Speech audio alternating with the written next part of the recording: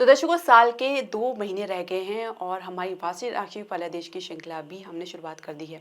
तो मासिक राशि फलादेश श्रृंखला में हमने अब तक आपको 7 राशियों के बारे में अलग-अलग वीडियो में बता चुके हैं और आज के इस वीडियो में चर्चा करेंगे हमारी 8वीं राशि वृश्चिक राशि यानी स्कॉर्पियो के बारे में। यानी स्कॉर्पियो के राशि के जातकों के लिए नवंबर का महीना कैसे जाएगा?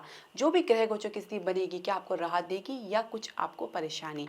तो ये हम समझेंगे पूरे विश्लेषण के साथ, क्योंकि ग्रह गोचर का जब भी परिवर्तन होता है तो इसका परिणाम आपको अपने जीवन में देखने को मिलता है। फिर चाहे वो आपका स्वास्थ्य क्यों ना हो, स्वास्थ्य में किसी प्रकार का उतार चढ़ाव क्यों ना हो, तो उसको समझने के लिए आपको ग्रहों की ऊर्जा समझना बहुत ज़रूरी है। इसके अलावा शिक्षा करियर के लिए भी काफ़ी महत्वपूर्ण रहता है ग्रहों की गति। इनके अनुसार आप अपनी जो है दिशा निर्धारित कर सकते हैं। साथ ही आप अपनी एनर्जी को समझ सकते हैं, किस किस प्रकार की कमी है उसको समझ सकते हैं। कार्यक्षेत्र का माहौल कैसा रहेगा नवंबर के महीने में, इसे भी समझना बहुत ज़रूरी है। अगर आप अथक प्रयास कर रहे हैं तो वो प्रयास सही जगह सही दिशा में चले और सही समय पर हो तो ज़्यादा बेहतर है, तभी आपको परिणाम देखने को मिलेगा। कुछ यही हाल समझेंगे हम आपके व्यवसाय का या बिजनेस का, कैसे रहेगा नवंबर का महीना, क्या कुछ निवेश के अवसर आपको मिलेंगे या पुराने ही प्रोजेक्ट से काम चलाना पड़ेगा। इसके अलावा प्रेम संबंध यानी लव रिलेशनशिप के लिए कैसे रहने वाला है नवंबर का महीना, क्या संयम आपको बरतना है, क्या आपको अपने पार्टनर को लेकर एक्सपेक्टेशन रखनी है या नहीं रखनी है, इसे समझेंगे। विवाहित दंपति के लिए कैसे रहेगा, किस प्रकार के उतार चढ़ाव से आपको गुजरना पड़ेगा और संतान प्राप्ति का क्या योग बनेगा, इसे भी हम समझेंगे। साथ ही कुछ उपाय भी आपको बताएंगे। तो आप निश्चिंत होकर आप इस वीडियो को अंत तक जरूर देखें और उपायों को श्रद्धा विश्वास के साथ जरूर करें। हरे कृष्ण दर्शकों, वैदिक एस्ट्रोकेज में आपका स्वागत है। मैं ज्योतिष आचार्य पूजा। तो वृश्चिक राशि के जो जातक है अपनी जन्म राशि या लगन के अनुसार देख सकते हैं जो ग्रह गोचर की स्थिति बनने जा रही है नवंबर के महीने में, वो इस प्रकार है। लग्नेश जो है मंगल आपके नवम भाव यानी भाग्य स्थान पे रहकर गोचर कर रहे हैं। अब यहाँ पे जो आपके लग्नेश वो नीच अवस्था में है। सूर्य के साथ चंद्रमा आपके द्वादश भाव में तुला राशि में गोचर कर रहे हैं। यहाँ पे सूर्य भी नीच अवस्था में है। केतु आपके एकादश भाव में कन्या राशि में गोचर कर रहे हैं और उनके ठीक विपरीत भाव में यानी पंचम भाव में राहु मीन राशि में गोचर कर रहे हैं। शनि आपके चतुर्थ भाव में कुंभ राशि में गोचर कर रहे हैं। यहाँ पे शनि भी वक्री अवस्था में है। बृहस्पति आपके सप्तम भाव में वृषभ राशि में गोचर करें। यहाँ पे बृहस्पति जो है वक्री अवस्था में है। अब आप कुछ परिवर्तन देखेंगे, जैसे कि 7 नवंबर को जो शुक्र है वो धनु राशि में प्रवेश कर जाएंगे, यानी आपके द्वितीय भाव में प्रवेश कर जाएंगे। इसके अलावा शनि 15 नवंबर को मार्गी हो जाएंगे। बहुत राहत की बात रहेगी। शनि जो है 15 नवंबर को मार्गी होने जा रहे हैं। इसके अलावा सूर्य जो है 16 नवंबर को राशि परिवर्तन करके आपके लगन में प्रवेश कर जाएंगे। तो सूर्य के लिए बहुत ही राहत वाली बात रहेगी, नीच अवस्था से बाहर निकल आएंगे। इसके अलावा जो सूर्य के अलावा हम बात करेंगे बुध की, जो 26 नवंबर को वक्री हो जाएंगे आपके लगन में रहते हुए। तो ये लगन में ही आपके शुक्र और सूर्य गोचर कर रहे हैं। शुरुआत आप ऐसी देखेंगे। तो जब वक्री अवस्था में आ जाएंगे तो अब तब हम समझेंगे कि आपके एक ग्रह जो वक्री अवस्था से बाहर निकलेंगे तो उस समय 2 ग्रह आपके वक्री अवस्था में होंगे, यानी बुध और बृहस्पति। और नीच अवस्था में आपके सूर्य बाहर निकलेंगे, लेकिन मंगल आपके नीच अवस्था में ही रहेंगे पूरे महीने नवंबर तक। अब इसका क्या परिणाम आपको देखने को मिलेगा, शुरुआत करने से पहले मैं आपसे एक निवेदन करना चाहूँगी। आप हमारे चैनल को सब्सक्राइब करें, बेल नोटिफिकेशन जरूर प्रेस करें। इसके अलावा आप हमारे चैनल को लाइक और शेयर जरूर करें। स्वास्थ्य की यदि हम बात करें तो देखिए, लगन में बुध और शुक्र गोचर कर रही हैं। तो ये जो वृश्चिक राशि है कहीं ना कहीं बहुत ही सेंसिटिव संवेदनशील राशि है। यहाँ के जो हम अगर हम समझे एनर्जी को, तो जो जातक होते हैं अपनी भावनाओं को बहुत ही संभाल के रखते हैं। कहीं ना कहीं उनको आहत होने का डर रहता है, किसी के साथ ज़्यादा घुल मिल नहीं पाते। यहाँ पे बुध शुक्र की युति इस प्रकार की आपको संकेत देती है जहाँ पे आप स्वयं के बारे में सोचना चाहेंगे, खुश रहना चाहेंगे, अपने लिए कुछ करना चाहेंगे, कुछ खर्च करना चाहेंगे। साथ ही अपने रिलेशनशिप के लिए भी काफ़ी सेंसिटिव रहेंगे। अब यहाँ पे जैसे ही शुक्र राशि परिवर्तन करके द्वितीय भाव में जाएंगे और आपके सूर्य यहाँ पे प्रवेश करेंगे तो कहीं ना कहीं ईगो की समस्या बलवंत होती नजर आ रही है। इसके अलावा शनि क्योंकि वक्री अवस्था में चतुर्थ भाव में गोचर करे तो हृदय के मरीज काफ़ी समय से उतार चढ़ाव से गुजर रही हैं। चेस्ट कंजेशन की समस्या, वात के कारण कुछ घबराहट की समस्या भी देखी जा सकती है, भारीपन, या आप कह सकते हैं इसकी वजह से एसिडिटी की समस्या भी देखी जा सकती है। 15 नवंबर को जैसे ही शनि वक्री अवस्था से बाहर आ रहे हैं, आपके लिए राहत वाली बात रहेगी। धीरे धीरे आपको जो है रिकवरी में आपको उसमें गति देखने को मिलेगी। अब तक आपको जो रिलीफ मिलने में समय लग रहा था वो भी अब धीरे धीरे उसमें कमी आपको देखने को मिलेगी। इसके अलावा क्योंकि जो राहु की दृष्टि आपके लगन पे पड़ रही है, अब यहाँ पे सूर्य भी रहेंगे और बुध भी रहेंगे, तो फिर वही है कि सूर्य के ऊपर राहु का दृष्टि पड़ना तो एक प्रकार से हम कह सकते हैं कि ग्रहण योग में तो नहीं है पूर्ण तरह से, लेकिन फिर भी ग्रहण का असर आपको देखने को मिलेगा। राहु आपके ईगो को, आपके अहम को और भी बढ़ा देगा, जहाँ पे आप किसी की सुनना पसंद नहीं करेंगे। और जब बुध वक्री अवस्था में होंगे और इनकी दृष्टि आपके सप्तम भाव में पड़ेगी, तो आपको डेफिनेटली अपने आसपास के लोगों को लेकर कहीं ना कहीं गलतफहमी, कम्युनिकेशन गैप, इस प्रकार की समस्या देखी जा सकती है, जो मतभेद का कारण बन सकती है। मानसिक स्ट्रेस, तनाव, ये भी आपको देखने को मिल सकता है। हो सके तो दूसरों को सुनने का प्रयास करें। अपनी बात तो कह रहे हैं, लेकिन साथ में दूसरों को भी समझेंगे तो बेहतर रहेगा। किसी प्रकार के तनाव या स्ट्रेस से बचने के लिए आपको मेडिटेशन और ध्यान ज़रूर करना है। योगा करके आप अपने शरीर को चुस्त दुरुस्त रख सकते हैं। तो ये छोटी छोटी बातें अगर आप याद रखेंगे तो किसी भी समस्या से आपको निपटना आसान रहेगा। अब बात करेंगे आपके शिक्षा और करियर की। पंचम भाव में राहु गोचर करें, पंचमी सप्तम भाव में वक्री अवस्था में बृहस्पति महाराज जी। अब देखिए, राहु जहाँ पे भी बैठते हैं वहाँ पे वो उस ऊर्जा को बढ़ाने का काम करते हैं। अब जहाँ पे भी वो बैठते हैं तो उसकी वास्तविक स्थिति को समझने की बजाय अगर आप अपनी इमेजिनेशन में रहेंगे, अपनी सोच में रहेंगे, तो इस प्रकार की समस्या अगर आप ग्रस्त रहेंगे तो कहीं ना कहीं ये आपको हानि पहुंचा सकती है, डैमेज कर सकती है। राहु आपके आत्मविश्वास को और ज़्यादा बढ़ा रही है, वहीं आपके प्रदर्शन में कमी के चलते कई बार प्रयास करना पड़ रहा है। तो ये दुविधा आपको देखने को मिल सकती है, जहाँ पे आप किसी भी जो क्षेत्र में या फील्ड में जाने के लिए खुद को सहज महसूस नहीं करेंगे, असक्षम महसूस करेंगे, साथ ही कुछ निर्णय लेने में भी कुछ असमर्थ रह सकते हैं। कंपटीशन की यदि हम बात करें तो कंपटीशन में आपका भाग्य का सपोर्ट तो आपको मिल रहा है, आपको आसपास के लोगों का सपोर्ट मिल रहा है, खुद के अंदर आपके अंदर कह सकते हैं ऊर्जा की कमी देखी जा सकती है। तो ये भी इस प्रकार की समस्या देखी जा सकती है। इसके अलावा कैंपस प्लेसमेंट में जो अभी तक आपको दुविधा का सामना करना पड़ रहा है, जो बात बनती नजर नहीं आ रही थी, कई प्रयास करने के बाद भी आपके फेवर में रिजल्ट नहीं हो रहा था, तो अब 15 नवंबर के बाद, मध्य नवंबर के बाद ये स्थिति आपके फेवर में आनी शुरू हो जाएगी। आपको वास्तविक स्थिति को समझना है, ग्राउंडेड रहना है, जो आपके लिए सही है उसी पर अपना फोकस बनाए रखें। कहीं ना कहीं कुछ शुरुआत में एडजस्टमेंट आपको करनी ज़रूर पड़ रही है, लेकिन बाद में यदि आप प्रयास करेंगे तो आपको सफलता ज़रूर मिलेगी। शनि ये सुनिश्चित करेंगे कि आपको आपकी मेहनत का उचित परिणाम मिले, साथ ही आपके संघर्ष को एक सही दिशा मिले, आपको संघर्ष की जो भी अब तक आपने किया है उसमें भी आपको सफलता मिले। तो यदि आपने मेहनत करी है, ईमानदारी से प्रयास किया, तो आप निश्चित भाव में रहें, आपको सफलता मिलने जा रही है, ये बिल्कुल बात तय है। आप करियर की शुरुआत करने जा रही हैं, तो शुरुआत में अगर आप कुछ इंटर्नशिप के ऑफर मिल रहे हैं, कुछ नई जॉब की प्लेसमेंट आपको मिली है, तो उसमें आप किस प्रकार का आप माहौल देखने को मिलेगा। शुरुआत थोड़ा एडजस्टमेंट करने में दिक्कत आ सकती है, अधिकारी के साथ थोड़ा एक डिस्टेंस देखा जा सकता है, गैप देखा जा सकता है। धीरे धीरे मध्य नवंबर के बाद ये स्थिति आपके फेवर में बनती चली आ रही है, और आप ये समझेंगे कि आपके और आपके जो अधिकारी या सीनियर या बॉस, उनके बीच एक हेल्दी कम्युनिकेशन बन रहा है, एक डेवलप हो रहा है। इसके अलावा मध्य नवंबर के बाद की यदि हम बात करें तो आपके सहकर्मी या कलीग के साथ भी कह सकते हैं कि आपकी जो भी डिस्टेंस नहीं बने हुए हैं, तो उसमें भी कमी देखने को मिलेगी, या उनकी तरफ से कोई सहयोग आपको देखने को मिलेगा। तो धीरे धीरे सिचुएशन में परिवर्तन आपको देखने को मिलेगा। शुरुआत में अगर आप एकदम से आएंगे तो हो सकता है कि आपको निराशा, हताशा हो, ये झटका लग सकता है कि आप जिस माहौल में जाना चाह रहे हैं वैसा आपको नहीं मिला। पर यकीन मानिए, धीरे धीरे सिचुएशन आपके पक्ष में आएंगी और आप अपने आप को सहज समझेंगे। तो आप थोड़ा सा धैर्य धारण करें।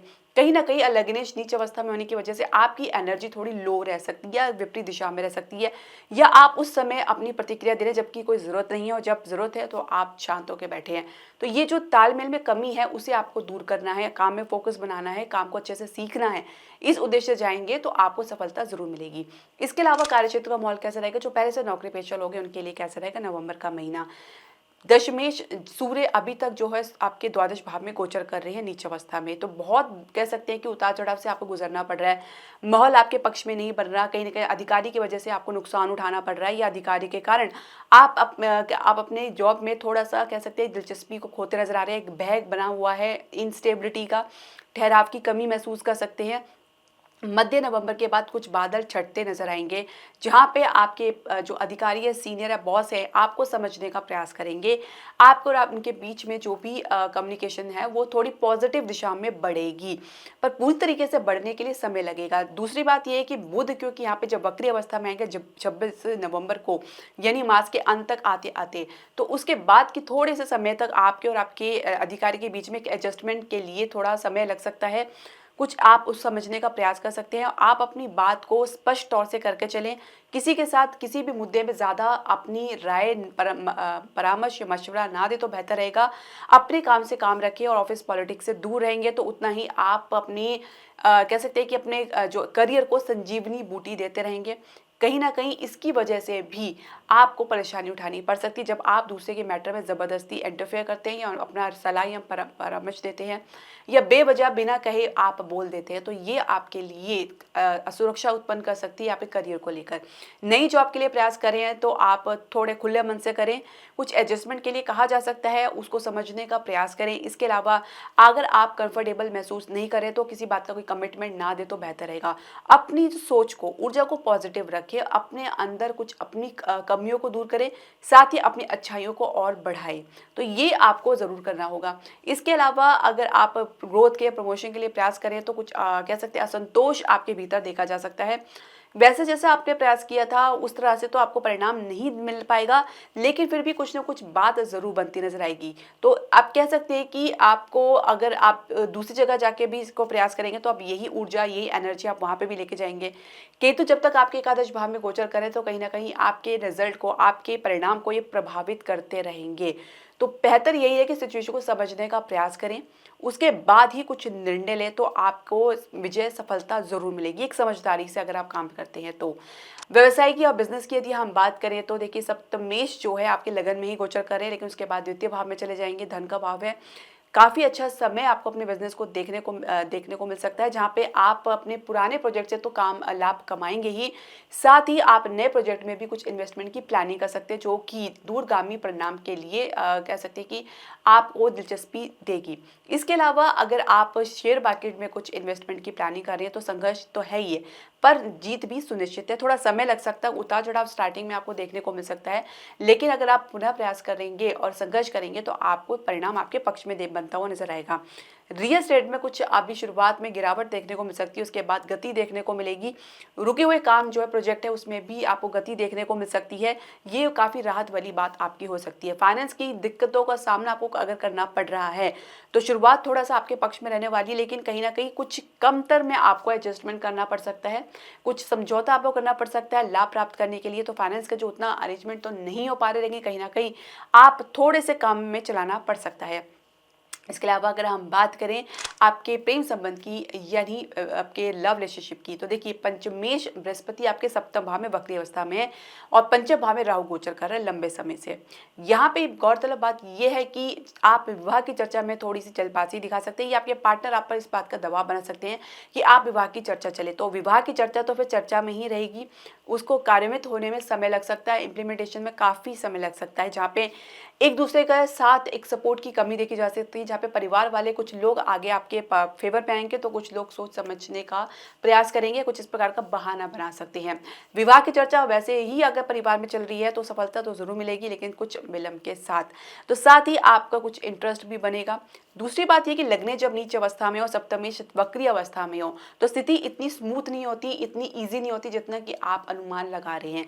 कहीं ना कहीं संघर्ष है, आपको मेहनत करनी है, आपको पूरा प्रयास करना है। पूरा प्रयास करने के बावजूद भी पुनः प्रयास करना है, यानी दोबारा प्रयास करना है। तो ये अगर आप अपने को मना के चलेंगे, पहले से समझा कर चलेंगे कि भाई आपको इस तरह से आपको करना है, मेहनत करनी है और इसके बिना परिणाम मिलने वाला नहीं है, क्योंकि शुरुआत में असफलता भी देखी जा सकती है। तो सोच समझ करके विवाह की चर्चा करें। इसके अलावा पार्टनर के एक व्यवहार में कुछ अनुचित आपको देखने को मिल सकता है, जहाँ पर राहु की वजह से एक विश्वास की कमी, कॉन्फिडेंट की कमी तो बनी हुई है। साथ ही आपके पार्टनर में के व्यवहार में कुछ आपको कह सकते हैं कि एक अजीब चेंजेस आपको देखने को मिल सकता है, जिसमें आप अपने आप को सहज महसूस नहीं करेंगे। कहीं ना कहीं आप अपने पार्टनर की गंभीरता पर भी प्रश्न चिन्ह लगा सकते हैं, इसकी प्रबल संभावना बनी हुई है। आसपास के लोगों के साथ या मित्रों के साथ कोई खास सपोर्ट आपको नहीं मिल पाएगा और ये एक वजह है आपके संबंध में ठहराव की, कमी की, साथ ही एक स्टकनेस की, एक अटकपन की, तो जिसकी वजह से भी आप अपने प्रेम संबंध को लेकर हताशायी हो सकते हैं या ज़्यादा कॉन्फिडेंट नज़र नहीं आएंगे। जीवन साथी की यदि हम बात करें तो आपको बृहस्पति का सपोर्ट तो पूरी तरीके से मिल ही रहा था, पर क्योंकि अब बृहस्पति आपके वक्री अवस्था में आ जाएंगे तो कहीं ना कहीं आप लोगों के बीच में पुराने मुद्दे फिर से उभरने लगेंगे, जो आपके बीच में गलतफहमी उत्पन्न कर सकती है। तो इस बारे में आपको सावधान रहना है। संतान से थोड़ा-सा आपको सावधान रहना होगा, कहीं न कहीं उनकी चालाकी आप पर भारी पड़ सकती है, कुछ नुकसान भी आपको देखने को मिल सकता है। स्टेटस के बारे में आप बहुत ज़्यादा सोचते, विचारते नज़र आते हैं, लेकिन कहीं न कहीं आपको अपने ही के ही कारण उस पे समझौता करना पड़ सकता है। संतान प्राप्ति का जो मार्ग है वो आपके लिए थोड़ा-सा कह सकते हैं कष्टकारी हो सकता है, कुछ घुमावदार हो सकता है और काफ़ी मेहनत और पेशेंस की यानी धैर्य की ज़रूरत पड़ सकती है। तो आप निराशा और में ना रहें, ऐसा कोई बात नहीं जब आपको सफलता ना मिले, तो आप अपनी जो पॉज़िटिविटी है उसको बना के रखें। इसके अलावा अगर आपके पहले से संतान है तो उनसे भी कुछ आपको अच्छे लेसन्स देखने को मिल सकते हैं, जहाँ पे आप अपने ही कुछ निर्णयों को लेकर पछतावा आपके भीतर देखा जा सकता है। तो इसके अलावा दर्शकों हम समझेंगे कि जो उपाय है उसको किस तरह से करना है। देखिए उपाय के लिए आप अपने बृहस्पति को उपाय कर सकते हैं, क्योंकि बृहस्पति अभी आपके सप्तम भाव में गोचर करे, तो प्रत्येक बृहस्पतिवार को पीले वस्तु का दान कर सकते हैं। सप्तमेश शुक्र है तो आपकी उनकी अवस्था तो अच्छी है, तो आप ऐसा कर सकते हैं, उनको तो वैसे ही बल मिला हुआ है। और ये देखेंगे कि जब आपके सप्तमेश जो है द्वितीय भाव में प्रवेश करेंगे तो आपका एक राशि परिवर्तन होगा द्वितीय भाव और सप्तम भाव का। तो यहाँ पे जो है परिवार आपके आपके रिलेशनशिप के लिए, आपके काम के लिए, आपके बिजनेस के लिए आगे आएंगे, आपकी मदद करेंगे और आपको इस्टेब्लिश करने का प्रयास करेंगे। इसके अलावा दर्शकों अगर आप चाहें तो बृहस्पति का उपाय भी कर सकते हैं, उनको थोड़ा बल मिल सकता है। जैसे मैंने आपको बताया कि आपको पीली वस्तु का दान करना है। सप्तमेश शुक्र का भी उपाय कर सकते हैं, तो श्री सूक्त का पाठ कर सकते हैं। किसी विवाहित महिला को आप मेकअप का सामान भी गिफ्ट कर सकते हैं। इसके अलावा जैसे सूर्य आपके लगन भाव में प्रवेश करेंगे तो हो सके तो अपनी ईगो को आप कंट्रोल करके चलें। ईगो पे ज़्यादा महत्व ना देंगे तो आपके आसपास के लोग थोड़ा-सा आपके साथ एडजस्टमेंट में कोई दिक्कत महसूस नहीं करेंगे। तो दर्शकों जो ये उपाय है आप इसे श्रद्धा विश्वास के साथ ज़रूर करें। राहु केतु के लिए आप गली के कुत्तों को भोजन खिला सकते हैं, पक्षियों को दाना डाल सकते हैं। श्रद्धा विश्वास के साथ किया गया कोई भी उपाय कारगर साबित ज़रूर होता है, आप इस पर विश्वास रखें। तो दर्शकों आपकी जो भी प्रश्न, सजेशन या राय है आप हमारे कमेंट बॉक्स में ज़रूर डालें। हरे कृष्णा।